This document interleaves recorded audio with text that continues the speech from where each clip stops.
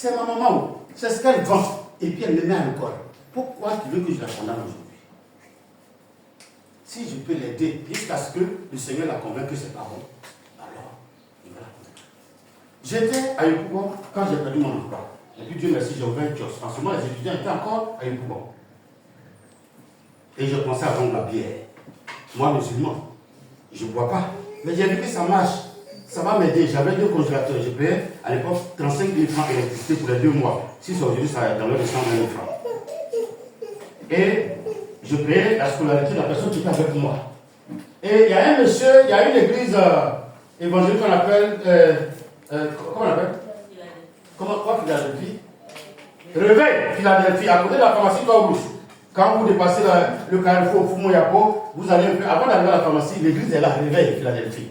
Et le monsieur là, il était pilote, M. Abba. Et sa fille travaille avec moi. Et il dit à sa fille un jour, Matt, il faut dire à ton patron là, il n'a qu'à arrêter de vendre la bière, Jésus va nous bénir. J'ai dit à Matt, qui n'a qu'à dire à son Jésus là, il n'a qu'à m'envoyer l'argent en enveloppe. Quand je vais le voir, je vais arrêter de vendre bière. Excusez-moi, hein, j'étais à l'organe, je ne le connaissais pas. Moi, je ne savais pas, bon, je ne sais pas qui ça, je ne savais même pas que Jésus a fait un nom de quelqu'un. Mais ce que je lui ai dit, le monsieur m'a compris, il n'a pas chassé sa fille, il a laissé sa fille travailler avec moi. Et j'ai pris ça pour payer ma maison. Est-ce que il peut vendre la bière encore? Pourquoi? Parce que j'ai été enseigné et j'ai pris les dispositions nécessaires pour vivre sans cela. Mais quelqu'un qui s'occupe de toi, c'est son travail qu'il a trouvé en train de faire. Et puis, c'est toi qui viens, maman, ça là, c'est pas bon. On dit, la personne qui va pour tout avec la signe, c'est pour saouler les gens. Tu es en train de pécher. Le roi me dit comme ça, va pécher ailleurs. Je suis capable de l'appeler à ton Dieu que c'est ça là, j'ai fait. Et puis, tu es devenu chrétien aujourd'hui. Alors, qu'est-ce qu'on fait? Avec sagesse, on l'aide, en priant Dieu. Car ce n'est pas par notre force qu'il y a transformation des humains, mais c'est par la puissance du Saint-Esprit. Le seul problème que nous avons, c'est que nous voulons que cela soit transformé. Comme c'est ma fille, tant qu'elle n'a pas été transformée comme je le veux, je trouve que je n'ai rien fait. Tout je suis sûr, elle boit. Elle va devenir pire. Mais j'ai fléchi genoux devant le propriétaire des âmes, qui s'appelle Jésus. C'est ma fille. Je veux qu'elle vive, qu'elle voie la gloire de Dieu. Je veux qu'elle connaisse le Seigneur. Voici ma prière. Et puis je ne regarde pas ça. Même si je la vois en train de causer avec les gens dans la rue. Copine, comment ça va? À tout à l'heure. Et puis je reviens. Et puis le Seigneur fait son travail doucement. C'est pour cela qu'il dit, Paul va dire, moi j'ai planté, Apollos a arrosé, mais qui a fait planter? Je n'entends pas. Qui a fait planter? Qui fait planter les fruits? C'est son père comme le Seigneur pour vous. Ne jugez pas, ne condamnez pas, aidez. Soutenez par la prière. C'est pour ça que quand vous découvrez le secret de la prière, vous ne faites pas parler à quelqu'un d'autre. J'ai cherché une seule personne qui se tient à la brèche pour intercéder. Ça veut dire quoi? Une seule personne a fait la guerre d'Israël, ça veut dire quoi? Élisée. Élie a fait la guerre. Élisée est venu, il a fait la guerre. J'ai dit bien la guerre d'Israël. C'est pour cela que vous allez voir que Élisée a fait Élie quoi? Mon père, char d'Israël et sa cavalerie. Sa bouche était autorisée à dire oui à la guerre et non à la guerre. Frère, ne prenez pas votre temps pour juger, pour condamner, pour insulter, mais apprécier par l'Esprit de Dieu. Aidez vos frères et vos soeurs par l'Esprit de Dieu. Et il va jusqu'à dire au verset 6, ne donnez pas les choses saintes au peuple ou bien au chef. Mais le mot saint veut dire païen. Quand un bon chrétien, quelqu'un dit je veux comprendre un peu. Vous les chrétiens, surtout les saints chrétiens, quand tu vis ta vie de sanctification, on te drague, tu refuses. On te drague, tu refuses. Et puis un jour, tu tombes dans le piège de quelqu'un qui habite, tu te bise. Wouh!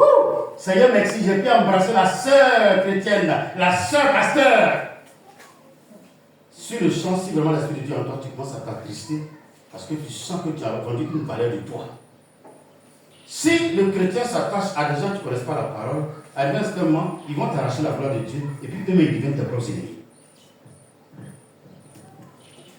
C'est pour cela que la Bible dit qu'il ne peut pas avoir de mariage entre les ténèbres et la lumière. Il ne peut pas avoir d'association entre les ténèbres et la lumière. C'est pas possible. Et c'est ce que nous essayons de faire. C'est-à-dire que Jésus lui a créé son monde. Nous voulons créer notre monde pour appliquer ça à Jésus. Est-ce qu'on peut avancer? Est-ce qu'on peut avancer? Acclamons le Seigneur avant la Seigneur.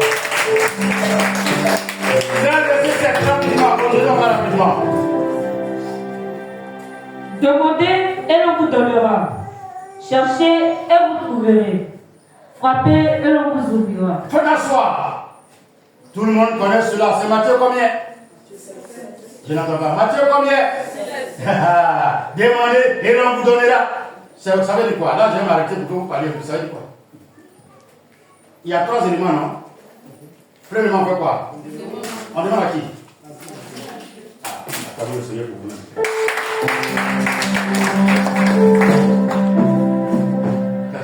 Est-ce qu'on est là? Vous êtes là? Non. Est-ce que vous êtes sûr que vous êtes là? Quand vous êtes là, vous n'allez pas vous fâcher? Riez avec moi d'abord. Donc, vous dites qu'on demande à qui? Donc, si je veux me marier, je fais quelle prière? Comment je prie? Ariel, je prie comment?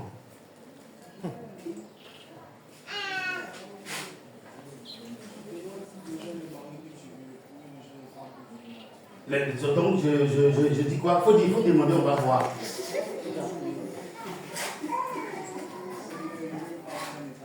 Grand détail. Tu souris beaucoup, mais tu sais le visage. Voilà. C'est que ça ne te convient pas. C'est déjà bon.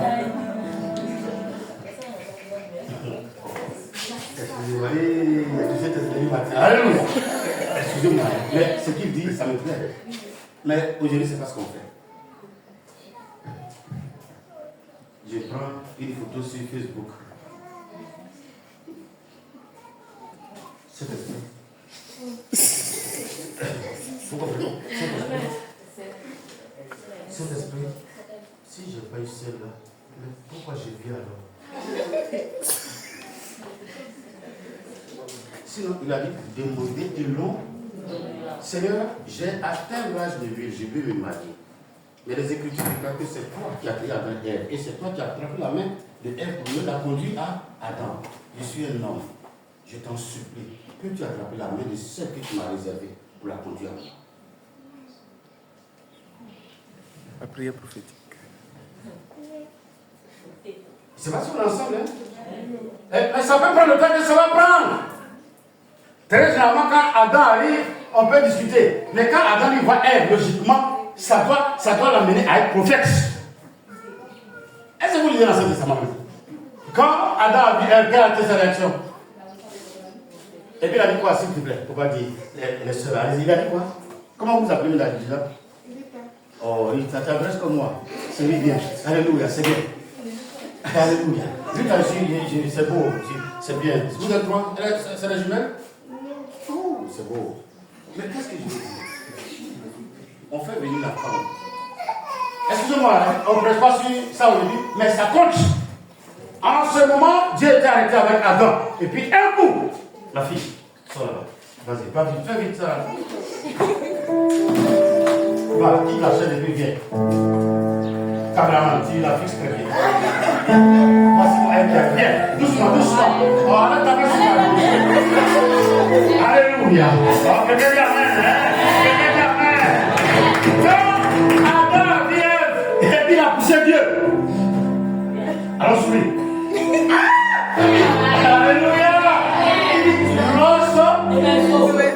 Tu la chair. Quand Dieu le plus fait ça comme ça, et puis il est devenu prophète. Quand il a vu son âme sœur, il dit Amen. S'il vous plaît, si vous voulez reconnaître l'évolution de votre fils, et que vous savez qu'il a atteint l'âge de se marier, quand il commence à rencontrer l'âme sœur, il devient romantique. Je vais pas avancer. La fille aussi, vous allez voir, elle aime se laver maintenant. Sinon, on est beaucoup, on ne se lave pas. On est beaucoup. Allez, on est beaucoup. Allez, on est beaucoup.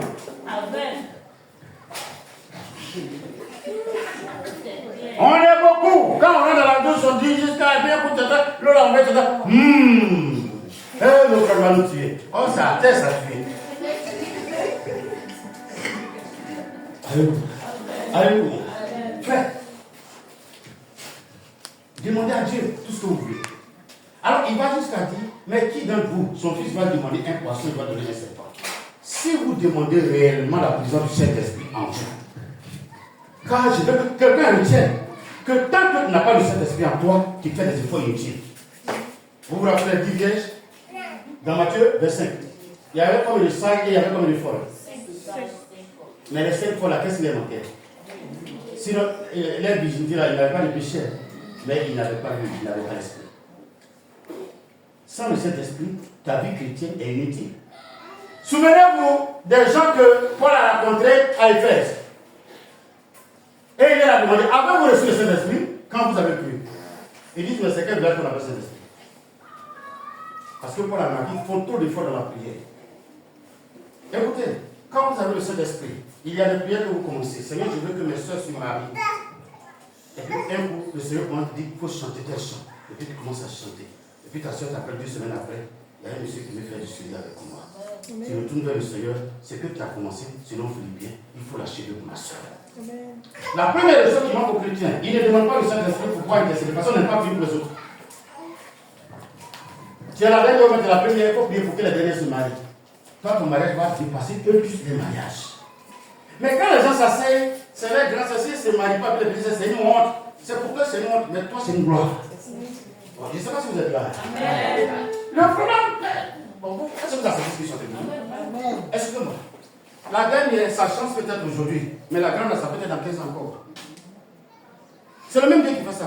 Vous, dans les yeux même qu'on a là, il n'y a pas un qui est plus petit. Vous n'avez jamais remarqué ça? Excusez-moi, vous allez faire un si vous avez ici. Moi, mes seins, là, il y a un qui est plus gros que l'autre. C'est vrai, c'est faux. C'est vrai, il y a plus. Sinon, il y a l'autre là est long, et puis l'autre là est plus plat. Et puis, pied là, il y a un qui est plus gros.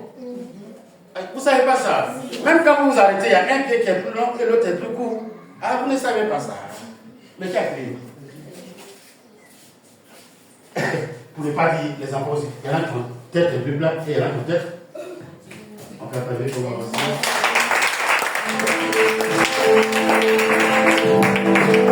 N'oubliez pas d'avoir pour principe tout projet que vous avez, de demander d'abord au Père Céleste qui vous accorde l'esprit. Et le Saint-Esprit étant avec vous, vous allez triompher. Car sans Jésus, donc sans le Saint-Esprit, personne ne peut faire quelque chose. Quelqu'un dit Amen. Quelqu'un dit Amen. Honnête, verset 13.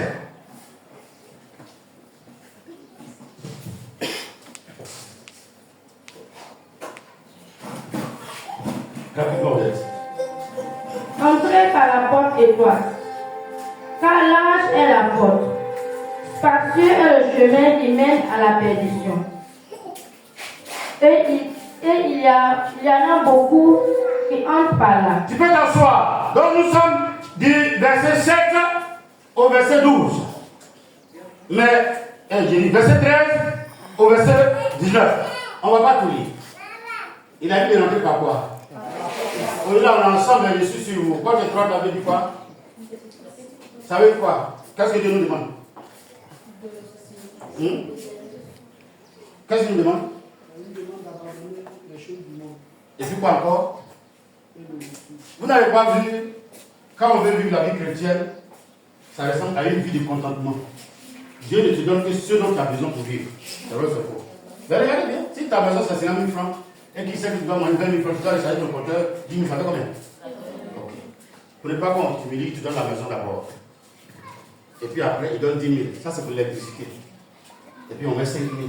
Parce qu'on veut manger. Et puis après, on envoie l'argent de nourriture. Et puis on complète. Quand tu connais ce que tu t'organises avec Dieu comme ça, tu n'as pas de problème. C'est après, quand il va venir de te creuser, on va voir ça à la fin. Si tu viens à Jésus qui ne t'a pas creusé, il t'a pas creusé pour te peser, pour voir la profondeur de ton cœur, il ne jette pas la mission sur toi. Il y avait dit lépreux qui passaient, qui sont venus le voir. Seigneur, aie pitié. La Bible dit qu'il a fait quoi? Il les a tous, mais il y avait combien qui étaient creusés? Le souhait du Seigneur, c'est que tu ne sois pas béni pour partir inutilement, mais que tu sois béni pour aller rendre témoignage chez toi et autour de toi. C'est vrai ou c'est faux? Lisez le fou de Gadara. Quand il a été guéri, il voulait sur Jésus. Jésus a dit quoi? Allez, va dans ta contrée, va dans ta patrie. Tous ceux qui sont guéris, ils suivent le Seigneur Jésus dans le chemin. L'imprète qui a été guéri, quand il est revenu, il a suivi Jésus après dans le chemin. Mais les 9 autres sont venus partout à l'église. Aller acheter de grosses voitures pour faire pour le gars. Et ça tue l'église, et ça tue certains chrétiens que Dieu aime. Dès qu'il est béni, il rentre de l'église, il ne reste plus rien. C'est avec les filles couches. Vous allez voir qu'il y a des gens dans les églises que vous appelez les papas. Et papa Roméo est venu aujourd'hui. C'est le nom, il n'y a plus comme ça. Il y a des moments, j'ai connu une église où il y avait des femmes. C'est les dirigeants que les cherchent. Et j'imagine des dirigeants qui aiment rêver comme ceux que je connais. Dès lors qu'on te lève dans l'église et que tu diriges, tu prêches, c'est sur toi que la femme a mis ses yeux. Elle va coucher avec toi. Ah, je sais de quoi je parle. Ça va bien t'insulter dans bientôt. En février, ça fait 20 ans que je suis pasteur. Je connais, j'étais là, et puis je voyais, on regardait. Si je commence à aimer Élie, pour dire Élie va m'aider dans la prédication, la personne va que je suis sur Élie, j'avais appelé dans les mains, le dimanche qui suit, la personne va t'envoyer une nourriture préparée. Quand vous êtes dans les grandes églises, c'est pour cela que les jeunes aiment bien l'église.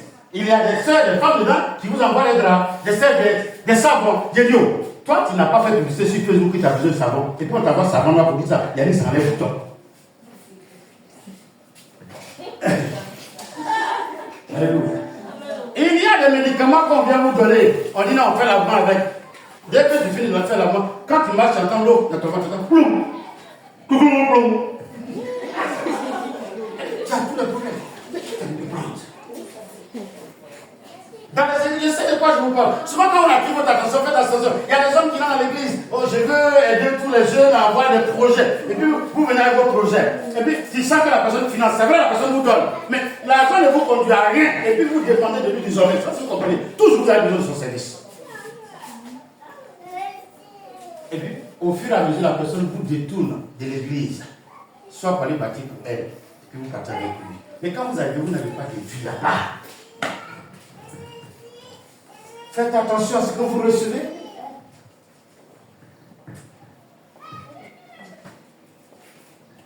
La porte étroite te pousse à appliquer les premiers chapitres qu'on a vus. L'humilité, le contentement, ne pas insulter, ne pas se vanter, marcher selon la parole, fuir le péché, refuser la gratuité, refuser la largesse, refuser d'être béni rapidement. Allez faire un médicament pour vomir l'argent. Vous pensez que c'est une chemin que Dieu a donné à quelqu'un, non? Lisez l'Ancien Testament. Les premiers hommes qui se sont mariés, Adam avec quel âge? Quand on a donné femme. C'est vrai qu'on parle de créer Ève. Mais Dieu a créé Adam. La personne ne sait combien de jours il a fait avant de créer Ève. Mais regardez les autres. Il y en a qui se sont mariés à 300 ans, 400 ans, 500 ans. Même les premiers hommes, Caïn, il a attendu que sa maman fasse une fille d'abord pour marier sa propre soeur. Est-ce que c'est pas là quelqu'un? Ah, vous ne le connaissez pas quelqu'un? Ah, vous ne savez pas qu'Adam a eu des fils et des filles. Vous ne savez pas ça? Bon, on va revenir dessus. Rita, c'est pas. Rita, c'est ça, non? Souris et voir. Est-ce que pas? Mais c'est pas grave. Sinon, Adam a eu des fils. Mais n'oubliez pas que chez les Hébreux, on ne s'occupe pas pour les femmes. C'est les garçons force. On peut avancer? On peut avancer? S'il vous plaît, rentrez dans la porte étroite. Elle va vous aider. Même si ça a déchiré votre chemise. Même si ça vous a blessé, et que vous allez voir qu'après la porte étroite, le royaume est large. Mais prenez la porte large. Je parle à quelqu'un ce matin, j'avance. Tous ceux qui ont voulu faire médicaments d'argent, on vient, on leur donne. Quand tu commences là, Satan vient, il donne 100 000, 200 000, 300 000, 400 000. Premièrement, il t'a donné chat. Après, il faut donner rat. Et puis vous battez, il faut donner cabri qui est un peu bleu. Et puis un jour, il dit, ah, tu veux devenir milliardaire. Parce que tu es habitué à son et à la facilité. Tu dis, je vais passer à la vitesse supérieure. Il dit, bon, il va t'amener quelque part. Tu as vu une femme sort de l'eau. Je vais te donner beaucoup d'argent, mais il faut dépenser tout avant 6 h du matin. Vous m'excusez, la plupart des gens qui font pour là, actuellement, ils sont en train de dormir. Ils sont capables de 18 h jusqu'à 6 h du matin. Ils sont dans les boîtes et puis ils commentent et puis ils paient. Ils paient. Ça veut dire que quelqu'un a 10 millions sur lui, il faut qu'il verse tout dans la boîte. Quelqu'un a 50 millions sur lui. Là, il y a les prédilections, ça c'est où? Il y a pourquoi? C'est bien. Quand ils arrivent dans le funéraire, ils ne connaissent pas qui est mort. Ils ne savent même pas si c'est réuni de famille, ils sont en train de faire. Je donne 5 millions et puis moi ça fait travaillement. On dit son nom est arrivé. Quelle année?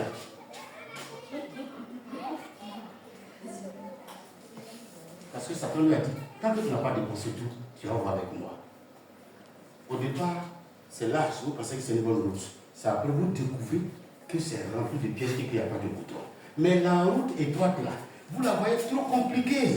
Mais quand vous acceptez, vous allez voir qu'elle est bien éclairée et elle est douce. Tous ceux qui ont commencé avec Jésus, qui gênaient beaucoup, qui pleuraient, aujourd'hui vous ne recevez pas de révélations pour consommer vos frères et sœurs. Vous ne faites pas de révélations souvent. Vous ne donnez pas de prophéties au départ. Il y en a qui donnent des prophéties. Il y en a qui ont des soins qui s'accomplissent. Mais au départ, tu gênais beaucoup. Tu priais beaucoup. Non? Il y a des mois, tu ne fais pas beaucoup. Dès que tu dis, Dieu a accompli. Mais là, il faut payer d'abord.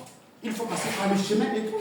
Acceptez de passer par le chemin étroit. Vous ne pouvez pas vous faire une carrière dans le royaume si vous êtes votre propre maître. Si c'est votre maître, acceptez ce qu'il vous dit.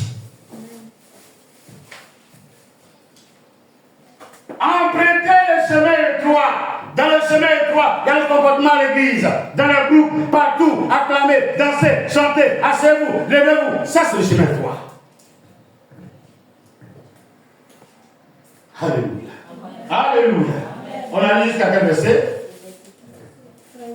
C'est le verset 13, le chemin étroit. Israël, je pense bien qu'on va avancer encore.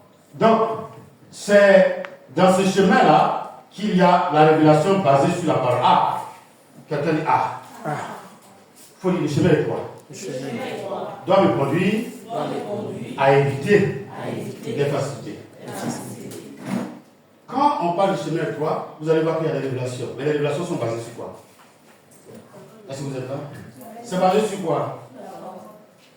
Mais, il y a des gens qui aiment les églises quand vous arrivez. Je vois quelqu'un ici, elle s'appelle Ri, et puis ça se dit ta. C'est ça que vous aimez. J'ai vu que tu devais manger ma tête, tu as laissé ton pain sur la... J'ai mis confiture.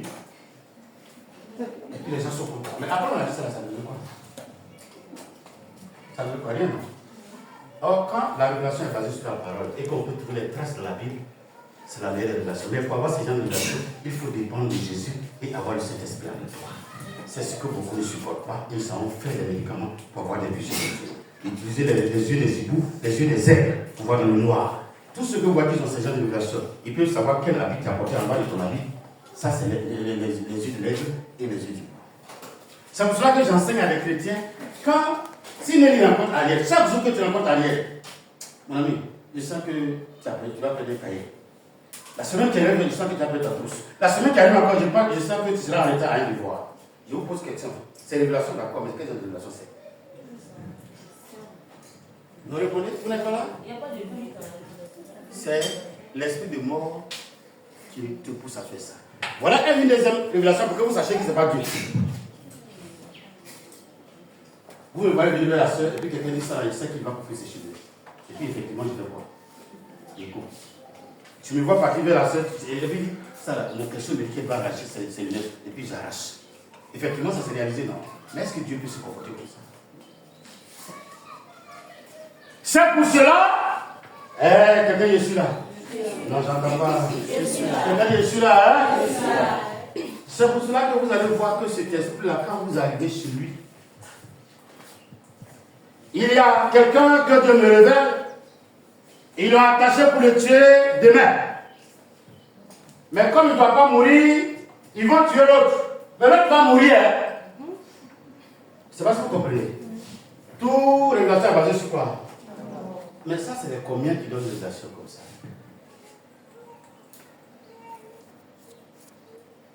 Quand vous lisez 1 Corinthiens 13, les prophéties viennent faire quoi? Ça vient faire quoi? Mais dis-lui, est-ce que si je suis un pays, parle mal de ton école, mal de la maison, mal de tes cibles, ça t'édifie? Au contraire, ça t'effraie.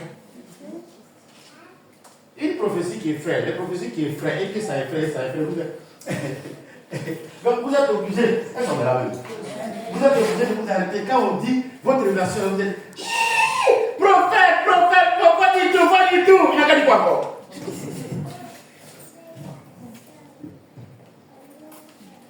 Je n'ai pas dit que c'est pas ce qu'il dit. Mais faites attention aux révélations. Le chemin étroit, pour que Jésus ouvre tes yeux, c'est qu'il t'a éprouvé. Elles sont ensemble. Sinon, tout le monde est appelé à avoir des dons de Dieu. Mais si vous ne vous asseyez pas pour qu'on mette le royaume en vous, vous allez faire quoi pour avoir don?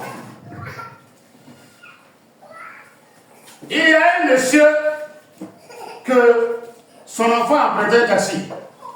Quand il est descendu, c'était 7 000 quelque chose. Il a donné 10 000 francs au chauffeur, puis il dit qu'il faut garder la monnaie.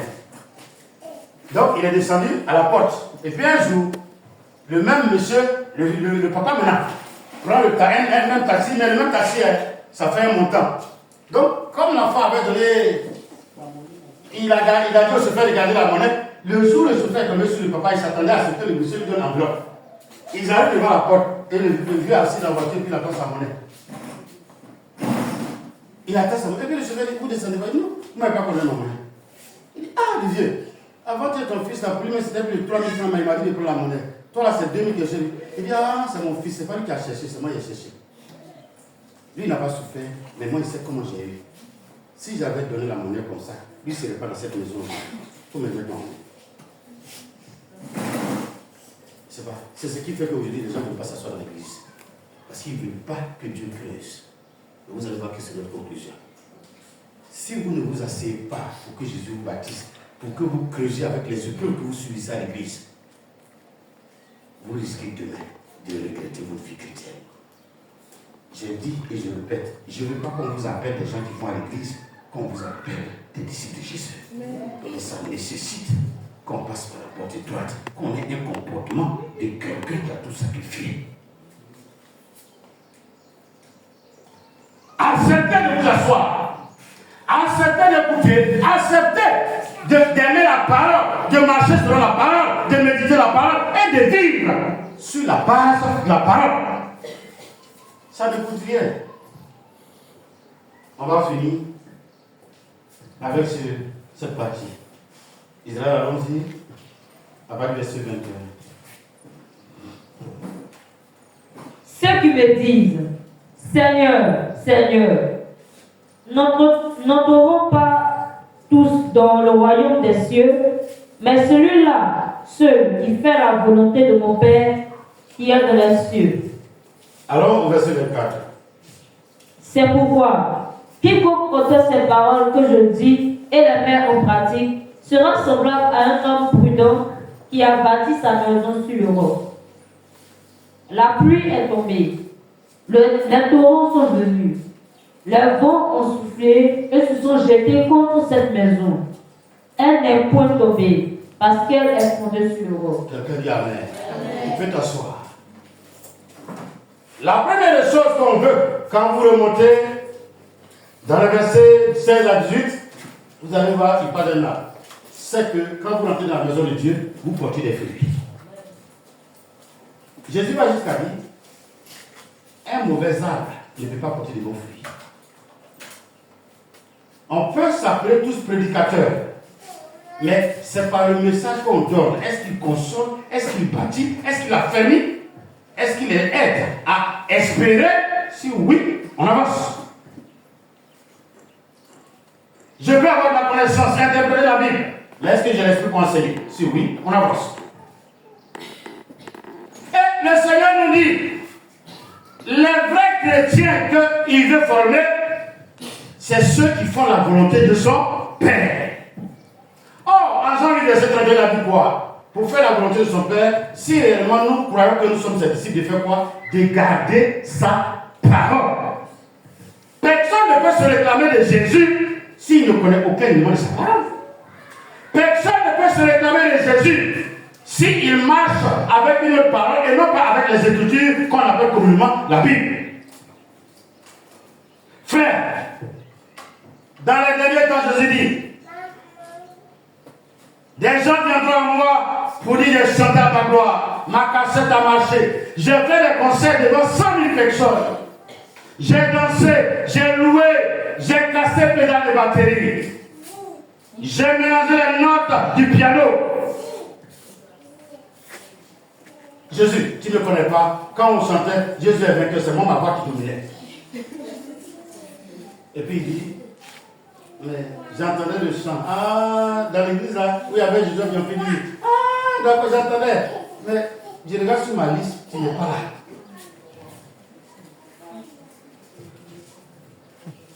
Je vais demander à quelqu'un, et je vais dire à quelqu'un, on vous enseigne qu'on ne plaît pas le salut. Mais mon patron a train de dire quoi? Il y a beaucoup de personnes qui sont dans la maison de Dieu que nous pensons qu'ils ont le salut.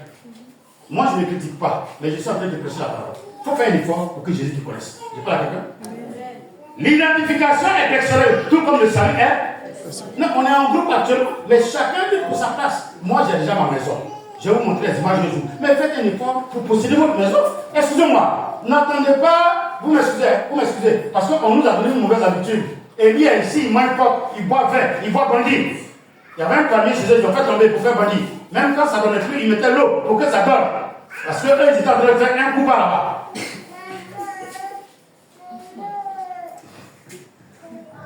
Et vous n'allez pas me dire à Jésus, et puis après, il dit non. Au dernier jour, il va s'asseoir et puis il regarde.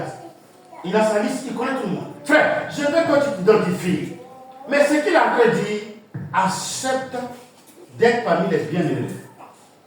Marche selon sa parole. Sois humble. Apprends à pardonner. Quelqu'un me pousse? Je reçois. Apprends à pardonner. Apprends à supporter. Ne juge pas. N'aime pas le mensonge. Il ne faut pas aimer la ruse. Mon frère, Dieu m'a dit de prier avec toi. Je sens que tu es l'homme de ma vie. Et comme moi je suis gentil, chaque jour je t'envoie des pommes sucrées. Il y en a où c'est pourri, mais je t'envoie quand même. Et puis moi j'étais, je commence à sortir. Et après tu viens me dire, j'ai prié jusqu'à j'ai vu flou après. C'est pas l'homme de ma vie, c'est une erreur tactique. Mais tout ça on va payer ou on va pas payer. Je vous demande pardon. Recherchez le royaume. Bâtissez votre maison sur quoi? Le roc. Le roc c'est quoi? Pour ceux qui ont une fois posé fondation, quand vous tombez sur pied, c'est grave, c'est difficile.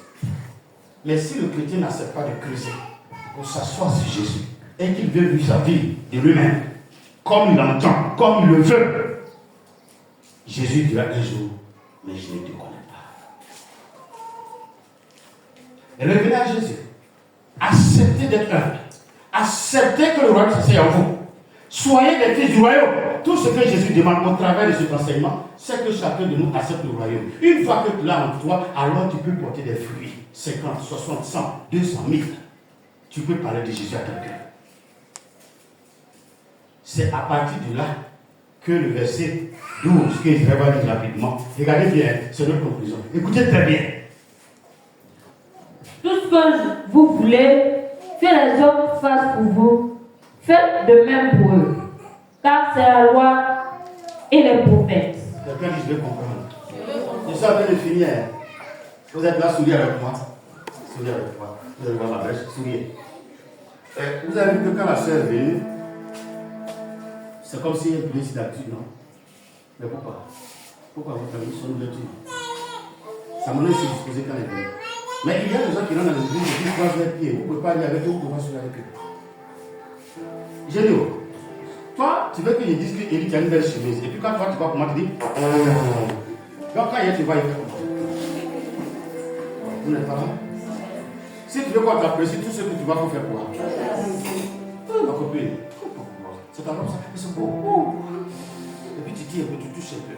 Le jour, toi aussi, tu es dans une robe avec des gens, la personne viendra. C'est une semence. Et puis c'est du tic au tac. Copine, toi tu as apprécié pour la mais toi c'est un mannequin ou bien? Même si le garçon du de toi, il va faire quoi? Non, vous n'êtes pas là? Mais toi, dès que tu vois quelqu'un, quand tu vas vers les églises qui ne savent pas s'habiller, c'est pas ça. C'est pas ça. Alléluia. Mais quand tu le vois, tu vois, on fait comment? On fait comment? Non, on fait comment? Non, vous n'êtes pas là. Vous n'êtes pas là. Vous êtes là? Toi, tu veux que les enfants te saluent en te rabaissant. Mais en saluant les enfants, il ne faut pas dire bonjour la jeunesse. Comment vous allez? Quand ils vont vouloir me saluer, ils vont faire comment? Vous allez voir qu'ils vont croiser les bras pour me saluer. C'est que tu sais. Tout ce que tu veux qu'on fasse pour toi, il faut faire quoi? Alors, nous revenons pour conclure que de tous les 10 commandements, Jésus a gardé 2. Tu aimeras ton Dieu de tout ton cœur, de toute ton âme et de toute ta force. Et tu le craindras. Mais tu aimeras ton prochain comme toi-même. Que la paix du Seigneur soit sur vous et que sa grâce repose sur vous abondamment. Recevez Matthieu 5, recevez Matthieu 6 et Matthieu 7 et demeurez dans le royaume. Au nom de Jésus, est-ce qu'on peut se dire le pouvoir?